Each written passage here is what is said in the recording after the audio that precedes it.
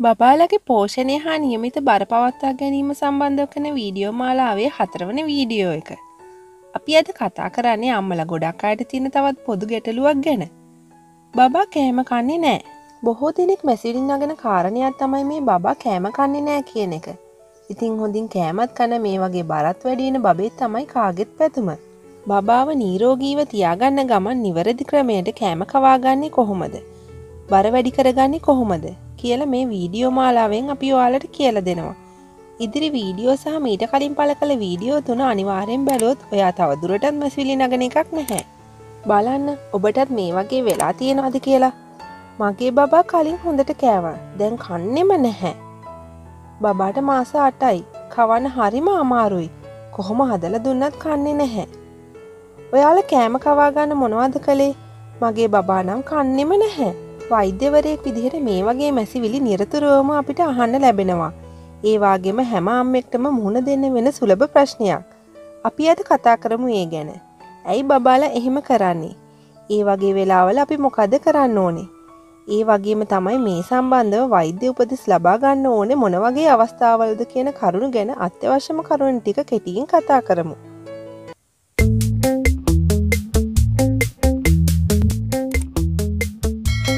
දරුවන් ගැන හරි දේ කියා දෙන බෙස්ට් පේරන්ටින්.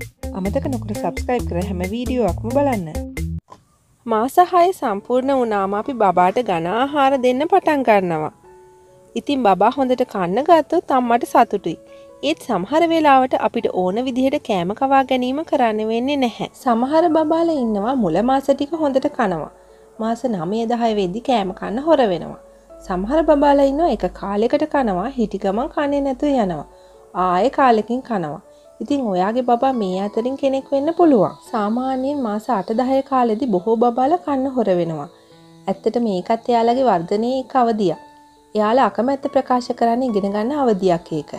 ඉතින් ඒක එක එක විදිහට ඔයාලට පෙන්නනවා. කෑම දකිද්දි අඬනවා, කටට ලං කරද්දි තදින් කට පියා ගන්නවා, කටට දාගත්ත බත් එක එළියට දානවා. ඉතින් බලන්න පොඩිකමට පොඩ්ඩ කරන දේවල්. ඉතින් කෑම කන්නේ නැහැ කියන එක ගොඩක් වෙලාවට හැම අම්මෙක්ම කවර හෝ වයස් සීමාවකදී අත්දකින දෙයක්. අපි බලමු ඇයි බබාලා කෑම කන්නේ නැතුව යන්නේ. මොනවද ඒ සඳහා බලපාන හේතු? පළමු සහ වැදගත්ම හේතුව බබාගේ බණ්ඩිය හොඳට පිරීලා බඩගිනි නැතිවීම. බබෙක්ට තියෙන ඊටාම කුඩා ආමාශයක්. ඉතින් කොච්චර කවන්න හැදුවත් එයා එයාගේ ආමාශයේ පිරෙන ප්‍රමාණයට විතරයි කන්නේ. ඉතින් අම්මා දැනගන්න ඕනේ බබාට දෙන ආහාර වේල් වලදී මේ පොඩි බණ්ඩිය පෝෂ්‍යදායී ආහාර වේලකින් පුරවන්න. විශේෂයෙන් දරුවගේ ප්‍රධාන ආහාර වේල් 3.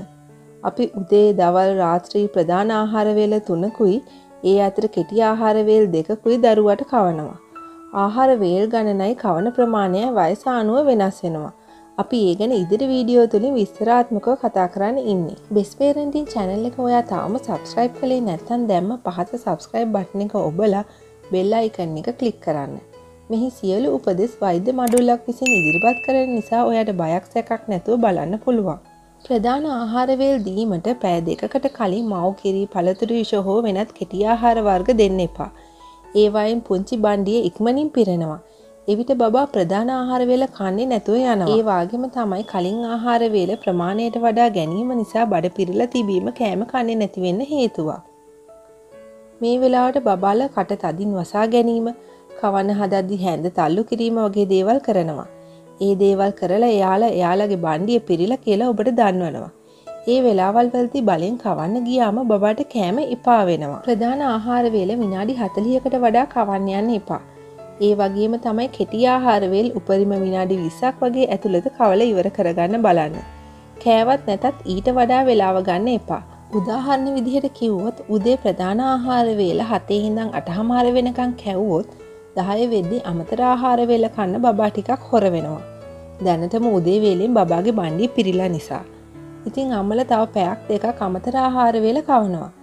ඒකෙන් වෙන්නේ දවල් 1 වෙද්දී කවන දහවල් ප්‍රධාන ආහාර වේල බබා ප්‍රතික්ෂේප කරනවා. ඉතින් අම්මලා අඬනවා කෑම කටේ තියන්නේ නැහැ කියලා. කෑම කන්නේ නැති වෙන්න දෙවන හේතුව එකම රසයට කාලා බබාට ඇතිවීම. හැමදාම හැම වෙලෙම එකම විදිහට දුන්නම බබාලට එපා වෙනවා. ආහාරවල විවිධත්වයක් ඇති කරන්න. වයසට අදාළ විදිහට කුළුබඩු එක් කිරීමෙන් ආහාරවල රස තරමක් වෙනස් කරගන්න පුළුවන්. මතක තියාගන්න බබාට කොහොම හරි කවන්න කියලා හිතලා පැණි රස ලුණු රස ඒ කියන්නේ සීනි සහ ලුණු නම් අඩුම තරමින් අවුරුද්දක් යනතුරු එක් කරන්න එපා. අපේ සමහර අම්මලා ලොකු වැරද්දක් කරනවා ලුණු දාලා දීලා. එක දවසක් ලුණු දුන්නොත් බබාගේ දිව හැමදාම ඒ රසය ඉල්ලනවා. ලුණු නැත්නම් කොහෙත්ම කන්නේ නැති වෙයි ඊට පස්සේ. අනිත් එක අපි හැමදාම කියනවා වගේ අවුරුද්දට කලින් ලුණු දීම ඔයාගේ පැටියාගේ බාගෙට වැඩුණු වකුගඩු වලට කොහෙත්ම හොඳ නැහැ.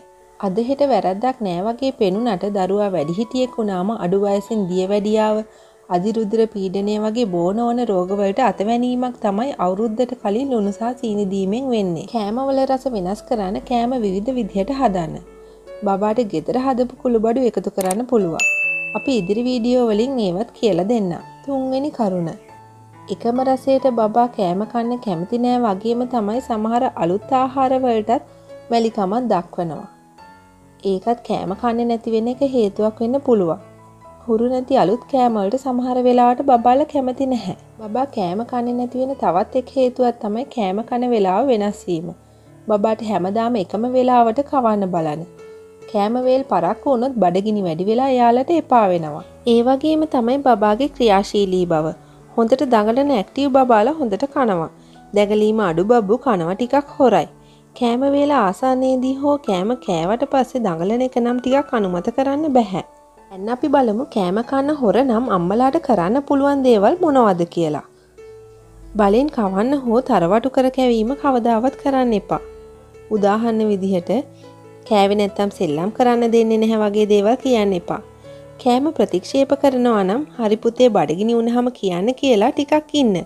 එයාම කන්න ඕනේ කියලා දුවගෙන ඒවි. අනික බඩගින්න කියන දේ දරුවා හඳුන ගන්න ඕනේ. එතකොට එයා දන්නවා බඩගින්න ආවහම කෑම කන්න ඕනේ කියන එක. ඒ වගේම තමයි මේ බත් ටික කෑවොත් සෙල්ලම් බඩුවක් දෙනවා වගේ පොරොන්දු දිදී නම් කවන්න එපා. එයා හැමදාම එක එක දේවල් බලාපොරොත්තුෙන් කන්නේ නැතුව ඉන්න බලයි. දරුවාට සෑම විටම ස්වාධීන වන්න ඉඩ දෙන්න. තනියම කන්න පුළුවන් වයසට එද්දී එයාට තනියම ටිකක් කන්න දෙන්න. කවද්දී එයාට චූටි බෝල් එකක් හැන්දක් අතට දෙන්න. ෆින්ගර් ෆුඩ් දෙන්න පුළුවන් කාලෙදී එයාට ටිකක් තනියෙන් කන්න දෙන්න. දෙමව්පියන්ගේ අධීක්ෂණය යටතේ. පවුලේ හැමෝම එක්ව ආහාර ගන්න. මේක ටිකක් වැදගත්. අනිත් අය කනවා දකින කොටත් දරුවන්ටත් ඒ වගේ කරන්න ආසාවක් ඉබේම ඇති වෙනවා. කෑමවල රස, පැහැය විවිධත්වයක් ඇති කරන්න.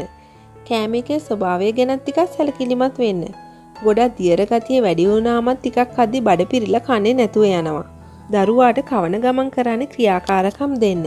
මේකෙන් අදහස් කරන්නේ ජංගම දුරකථන හෝ රූපවාහිනී තිර නම් නෙමෙයි. ඩිජිටල් තිර.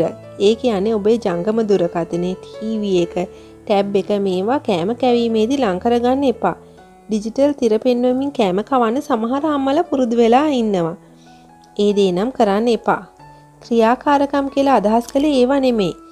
අපිට බබාට හැන්දක් දීලා බෝනික්කට කවන්න දෙන්න, කෑම සම්බන්ධ එක රූප පෙන්වන්න, චිත්‍ර අඳින්න, පොත් බලන්න ඒ වගේ දේවල් කරන්න පුළුවන්. කෑම සකසන විට දරුවාද හැකිපමණ සහභාගී කරගන්න. උදාහරණ විදිහට පොල් ගාදී, එළවලු සෝදාදී එයාට ටිකක් දෙන්න. මගේ බබාගේ සෙල්ලම් කුස්සිය තමයි මේ. මේකම ඔයා කරන්න අවශ්‍ය නැහැ. එයා හැමදාම මාත් එක්ක උයනවා. ඉතින් හරි කැමතියි අපි හදන කෑම කන්න. දරුවා කෑම දිගටම ප්‍රතික්ෂේප කරමින් බරත් දිගටම අඩු වෙනවා නම් අනිවාර්යෙන් වෛද්‍යවරයෙක් හම්බ වෙන්න ඕනේ. මොකද සමහර ලෙඩ රෝග තියෙනවා කෑම රුචිය අඩු වෙන. ඉතින් ඒ වගේ අවස්ථාවල වෛද්‍යවරයෙක් හමු වීම ඉතාම වැදගත්. අනිත් එක තමයි බඩ කැක්කුම හා වමනය සමග ආහාර ප්‍රතික්ෂේප කිරීම. බබා කෑම ප්‍රතික්ෂේප කිරීම කියන එක හැම කෙනෙක්ටම අත්දකින්න ලැබෙන දෙයක්. අනවශ්‍ය විදිහට කලබල වෙලා ක්‍රියා කිරීමෙන් තවත් දරුවාට කෑම එපා කරවීමයි වෙන්නේ. ඒ වගේම තමයි කන්නේ නැහැ කියා විටමින් පස්සේ දුවන්න නම් එපා. අනිත් කාරණේ කෑම වර්ග හොයලා සමාජ මාධ්‍ය තුල තියෙන වැරදි දේවල් ෆලෝ කරන්න එපා.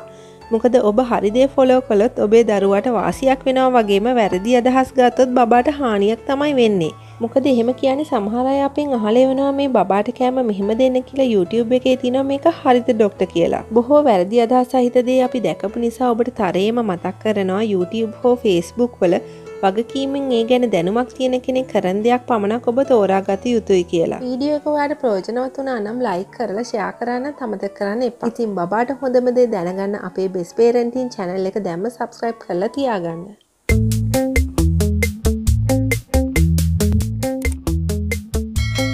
දරුවන් ගැන හරි දේ කියා දෙන බෙස් පේරන්ටින්.